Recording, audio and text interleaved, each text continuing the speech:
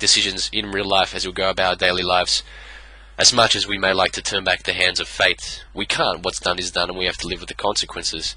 And when I play a game like that, it makes it much more hard, but ultimately much more enjoyable for me, in that when I actually make the right decisions in a game, and I don't go back and I keep my eyes to the future, it actually turns out okay, and actually makes it a much more enjoyable experience for me, saying, you know, I was in the present moment, I did what I had to do, and the story worked out okay.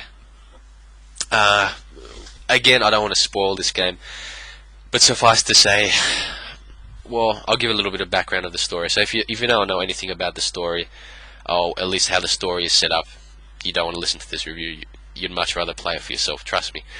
So Ethan Mars gets his son kidnapped by what's known as the Origami Killer, and he is basically out there trying to save him, and he runs into Madison Page, and along the way Norman Jane, which is an FBI agent with a drug problem, and then along the way comes Scott Shelby, who also puts his 2 cents into the whole mix. So with these characters, I guess since I played Fahrenheit, I knew this game was going to be ridiculously good, and they did not disappoint me. The fact that the game had the balls to have a scene at the start where it's a nice peaceful location, you're not doing anything interesting, well, per se. You're opening your cupboard door, you're getting dressed, you're having a shower, you're doing all these things, and then after that, you go outside and you play a game with your sons. You pick them up, you swirl them around, and the garden is nice and peaceful. Now, this is something I've talked about before and written about before, is gamers play stuff like that and they think, great, I'm running around a gun with my sons. I don't give a crap about that. I want to shoot an alien. I want to go jack a car. I want to be a cowboy in Red Dead Redemption. Where's the friggin' action? I understand those arguments, but again, it's one of those things that you have to sort of like this particular type of game to actually appreciate how good it is. And that is to say that, let's just say there's a game and you don't like it. Now the question can be raised, do you dislike the game because it's actually a crap game, or do you dislike the game because the type of game that it is crap? Which is to say, to give Heavy Rain a fair review, you would have to say if I asked you to give Heavy Rain a fair review after you played it, and you said, you know, I don't really like games where there is a really strong narrative and you're controlling the characters and to the point where you're brushing your teeth. I don't like games like that. If you were to give Heavy Rain a fair review, you would have to sit back and say, okay, if I did like games like this, would I like it? Then it's a fair review. And why does it start off with all these little things? Well, this is something called character development, and you know, these are the types of games which are just starting to come out. Quantic Dream, the developers, they're actually creating a niche. They're actually creating a market or a new category, a new genre called an interactive drama. Now, being a person that has always liked to play games as if I was creating a movie, this is the jackpot for me. I'm like, fantastic, please bring out more games like this. If people want to play other types of games, fine, but for people that actually appreciate a good quality story with characters that are actually three-dimensional, that we actually give a damn about, this is the goldmine for gaming. Now, there'll be another topic coming out by me, which is video games trying to be movies. Is it a problem?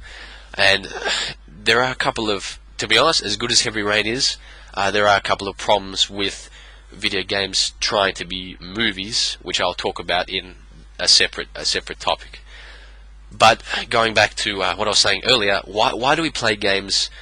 Why would we play a game with something simple like that? Like an early scene is setting the birthday scene for Ethan's son, for one of his sons. What is it? He has Sean. Sean is the one that gets kidnapped, and there's another one.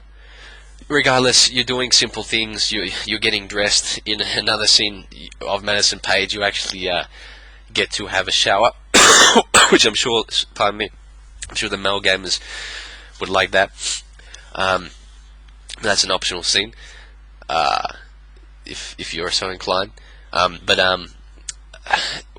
all these simple things we're doing, when stuff actually happens, when the crap hits the fan, that's when it contrasts to all these simple things we were doing, and that's when it makes it really powerful.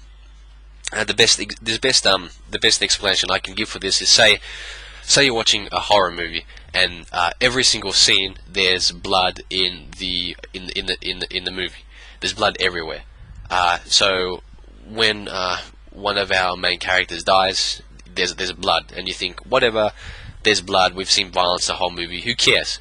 But let's just take another example of a movie where there's absolutely no violence at all, no blood, and there's tension slowly building throughout the movie.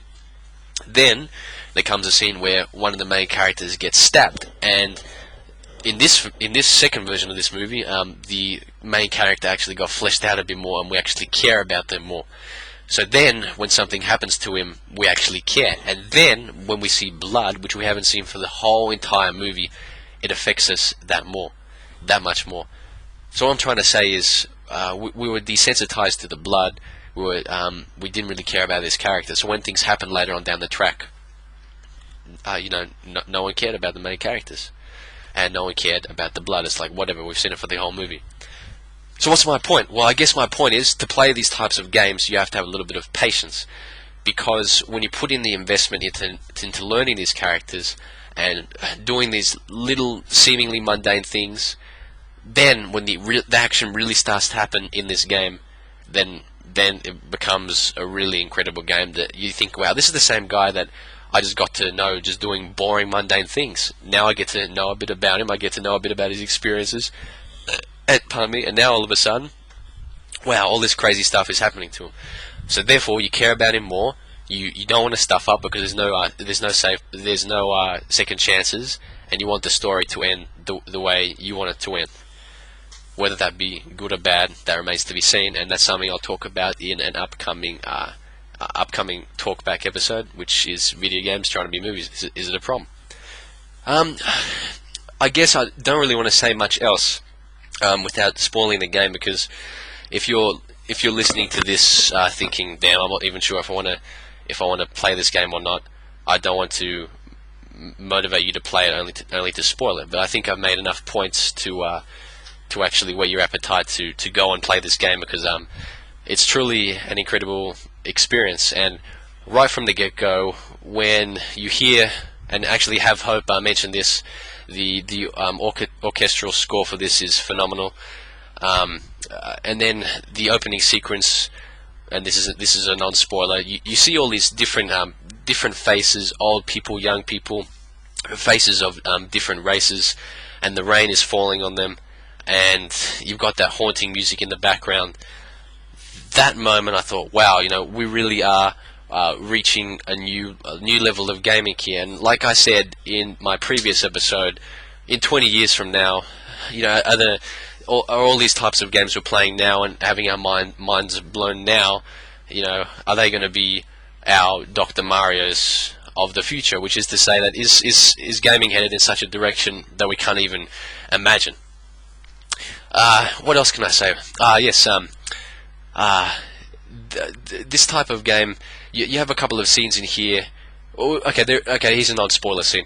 You go into a party to investigate, and all around the party, there's people doing certain acts of drugs and basically enjoying themselves. There's another scene, again non-spoiler scene, where you go into a nightclub with one of the main characters, and in this nightclub, everything is happening around you. So when I say everything is happening around you, it's like you've got this main character, and in the game, things are happening around you as if you weren't there, and no one knows about you. No one really gives a damn about you, because they're just there in the place enjoying themselves. And here you are, controlling this character, knowing their story, knowing what your mission is, and you have to go in there to make something go down. That to me is absolutely fantastic, and this is something which I'll touch upon in the GTA series and as a whole, and what it means for